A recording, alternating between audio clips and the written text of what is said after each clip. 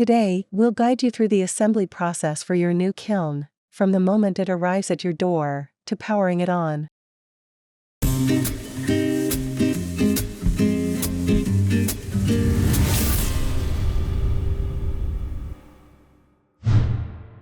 For this demonstration, we will assemble the E23T-3 Easy-Fire Kiln, our most popular model. The assembly steps for this specific kiln will be very similar to those for most of our polygonal kilns. Assembling this kiln will require a Phillips head screwdriver and a 7/16 socket wrench, as well as a box cutter or pair of scissors to remove the packaging. We also recommend using a tape measure and a level to ensure precise positioning, and it is always a good idea to wear safety gloves when moving kiln sections. Read our page on shipping and receiving to ensure you are fully prepared for your kiln's arrival. When your kiln is delivered, you will want to examine the packaging for signs of damage. Freight carriers require that you report any shipping damage within 2 days of delivery, but it is best to note any potential issues immediately. When it comes to installing an Easy-Fire kiln, there are 3 key steps: unpacking, disassembly, and reassembly in its final location. If you have inspected the packaging and everything checks out, it's time to unpack your kiln. Begin by removing the outer plastic wrap and the accessory boxes from the top of the packaging. These can contain the stand, kiln furniture, and other optional accessories, such as a vent system. Before unpacking the rest of the kiln, let's assemble the stand and get it in place. Open the box containing the kiln stand and connect the 4 legs to each corner using the bolts provided. If you ordered a vent system, this is the best time to install the bypass box, though we cover that process in more detail in another video. Once your stand is positioned, you can continue unpacking the kiln box. Cut the straps, remove the staples from the lid and the bottom, and then lift the box off of the kiln. Inside the kiln box, the bottom slab will be positioned on top. Place it onto the kiln stand, making sure it's stable, level, and in the correct spot. Remember, we recommend keeping a distance of 18 inches from the wall, with a minimum clearance of 12 inches. Remove the foam padding from the lid and cut the plastic wrap off of the kiln. While you might be tempted to move the entire kiln into place at once, we generally advise against it. It can be done if you have enough people and only move the kiln a short distance, but it is also risky and could lead to damage. Instead, we recommend disassembling and reassembling the kiln at its final location. This method is safer, requires fewer people, and may be necessary if there are doorways or other obstacles.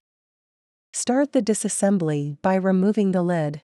Open the lid and hold it at a 90-degree angle to release the tension on the hinge spring. Once the tension has been released, remove the cotter pins from the tension rod and extract it. Gently close the lid and remove the cotter pins from the spring rod, followed by the rod and springs. With these parts removed, you can lift off the lid and set it aside. We strongly recommend having 2 people to lift the lid and each kiln section.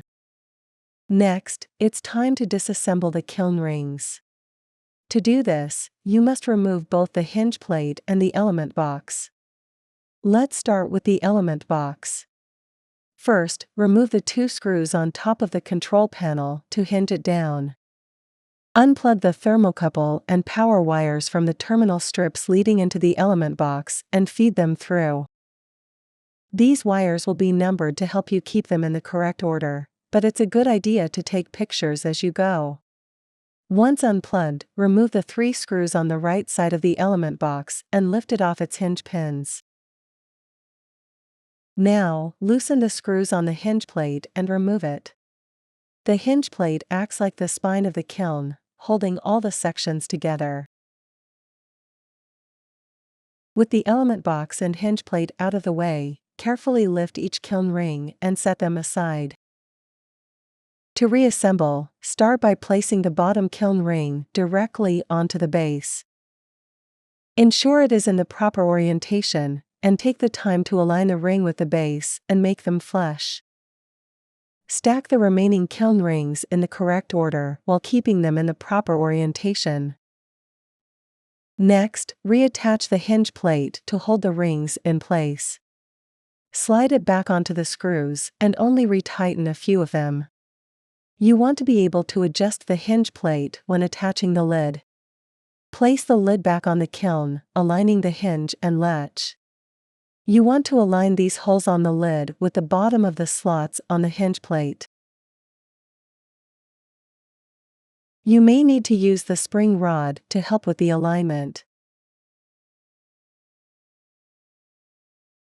Hold the springs in the proper orientation and insert the spring rod through the hinge.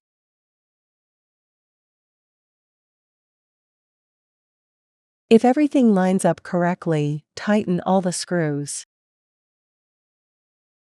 You can now reattach the element box by placing it onto the hinge pins. Feed the power and thermocouple wires through the box in the correct order, from top to bottom. Secure the box with the 3 screws on the right-hand side. Reconnect the power and thermocouple wires to the terminal strips in the correct order. When attaching the thermocouple wires, match the colored leads, red to red and yellow to yellow. Close the control panel and secure it with the 2 screws. Take the time to remove any remaining labels, tape, and the red element clips. Finally, plug in the kiln and switch it on to make sure everything is functioning correctly. You've successfully assembled your L&L kiln.